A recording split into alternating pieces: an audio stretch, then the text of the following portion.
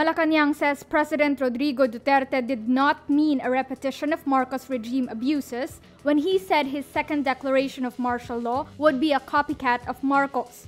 Presidential spokesman Ernesto Abella says, quote, "It does not include at all references to any human rights abuse." Armed Forces spokesman Restituto Padilla adds, quote, "He may refer to the breadth and depth of how to impose martial law." Duterte on Saturday said he will declare martial law a second time if the Supreme Court revokes his martial law declaration in Mindanao. He said he will do this if the security situation in Mindanao worsens. Padilla says Duterte could not have been talking of a repeat of human rights abuses by an all-powerful military because the president's interaction with the media when he made these remarks was light-hearted and humorous. The Supreme Court on Monday says the SC en banc has not yet approved Justice Secretary Vitaliano Aguirre's request to transfer Maute Group cases from Cagayan de Oro City to the Taguig City Regional Trial Court.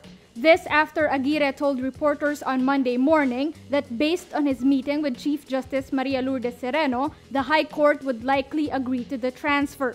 Aguirre also said that because the arrested Maute Group members will be detained at Camp Bagong Diwa in Taguig City, their trial can be held in the facilities there instead of courtrooms. Sir, to clarify, Taguig RTC na sir yung trial doon na rin? Doon na rin. Kaya nga titingnan ko kung mayroon ng courtroom doon. Gusto niya dalawa. So, we would be calling the PNP, BJNP. But SC spokesman Ted Tess says this is not yet final. So until the en banc says otherwise, the resolution stands. What I know from the meeting earlier between the Secretary and the Chief Justice is that the Chief Justice discussed the letter of the Secretary with him, and I think the agreement was that the Secretary would supplement the letter. Aguirre earlier wrote Sereno to reconsider moving the venue of detention and trial to Taguig City after the SC designated Cagayan de Oro City in Mindanao as opposed to Aguirre's original request for a courtroom in Luzon or the Visayas. Malacanang gives assurances President Rodrigo Duterte is very disciplined when it comes to expenses during his foreign trips. This after a Rappler report found the government spent 386.2 million pesos on 17 of Duterte's 21 foreign trips in his first year as president. This amount is around triple what former President Benigno Aquino spent in his first year, factoring in the dollar-peso exchange rate at the time. The amount is more than 4 times what former President Gloria Arroyo spent in her first year. There's very strict accounting regarding that matter. Okay? There's very strict accounting, and the president is very clear. He's very disciplined about expenses. In fact, there's always a finance officer coming along in all those trips. Duterte went on 21 foreign trips in his first year as president, while Aquino went on 8 foreign trips. Abella is asked if the present administration makes efforts to save on expenses during these travels. I will find out about that, but definitely you have to understand that part of the trips is really investing in making sure that we're able to give back. We're able to get back for the investments. The spokesman is initially abrasive when asked by Rappler for comment, even covering the camera while he was being asked questions.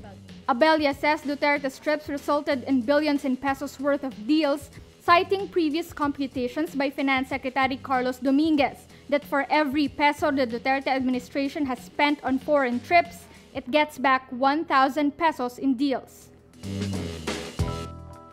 Malacanang condemns the New People's Army for raiding an Iloilo police station, saying it is a step back for peace talks between the government and communists. NPA combatants took firearms, cash, and other equipment from a police station in Maasin, Iloilo, Sunday. Presidential spokesman Ernesto Abella says the timing of the attack contradicts the vow of the National Democratic Front to fulfill their side of the agreement. Abella says, quote, "It's unfortunate that the NPA raid of a police station in Iloilo happened on the same day the government reciprocated the National Democratic Front's declaration to refrain from undertaking offensive operations in Mindanao." London police on Sunday released images and videos taken within Grenfell Tower following the devastating fire at the 24-story tower block last week.